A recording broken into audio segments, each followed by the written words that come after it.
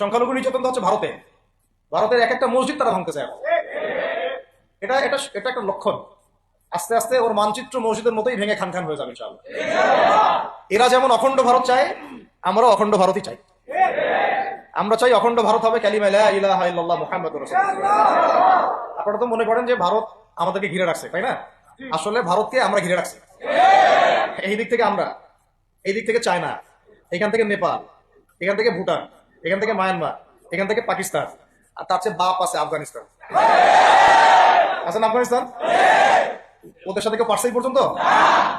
আফগানের ভাইরা নিজেদেরকে গড়ে নিচ্ছে, আমি বুঝাচ্ছি। এখন কথা হচ্ছে, আমরা একটা কাপুরুষতার পরিচয় দিচ্ছি। নেপাল ওকে টাইম দেয় না, ভুটান টাইম দেয় না, মায়ানমার টাইম দেয় না, চায়না তো দেয়ই না। আর আমরা তাকে একেবারে প্রভুর আসনে বসায় রাখছি। আমরা কি দিছি? আমরা ইলিশ দেই, আমরা ট্রানজিট দেই, আমরা রেল দেই, আমরা বন্দর দেই, আমরা কি দেই? গ্যাস তো দেই মাশাআল্লাহ। তারপরে পণ্যগুলো তো দিচ্ছি, গার্মেন্টস দিয়ে দিচ্ছি, আমাদের প্রশাসনের মধ্যে লোকজন দিয়ে দিচ্ছি, কর্মী শ্রমিক দিয়ে দিচ্ছি। এই জন্যই তো বলি, কেন সে স্ট্যাটাস দেয় যে এই স্বাধীনতা তার স্বাধীনতা। এটাই তাহলে কারণ।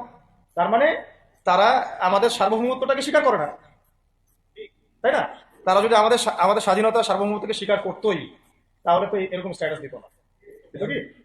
তো এখন কথা হচ্ছে, আমরা মাথা নত করার জাতি না। আমাদের নবী মুহাম্মদ সাল্লাল্লাহু আলাইহি ওয়াসাল্লাম মাথা উঁচু করে দাওয়াতি কাজ করছেন। মার খেলেও কখনো তিনি মাথা নিচু করেন নাই। সাহাবায়ে কেরাম রাদিয়াল্লাহু আনহুম আজমাইন মাথা উঁচু করে দাওয়াতের কাজ করছেন, কারোর সামনে মাথা নত করেন নাই ইল্লাল্লাহ, আল্লাহ ছাড়া। মার খেয়েছেন, হিজরত করতে হলে হিজরত করেছেন, কখনো মানুষ গালি দিয়েছে, গালি সহ্য করেছেন, কখনো মদিনায় চলে যেতে হয়েছে, দেশ ছাড়তে হয়েছে, দেশ ছাড়ছেন। আবার কখনো ইসলামী রাষ্ট্র কায়েম করতে হয়েছে, রাষ্ট্র কায়েম করছে। জিহাদ করার দরকার জিহাদও করছে, কেতালের দরকার কেতালও করছেন। আস্তে আস্তে মক্কা বিজয় করছেন, করেন নাই? সিরাত পড়তে হবে, সিরাতের ধারাগুলো আমাদেরকে বুঝতে হবে।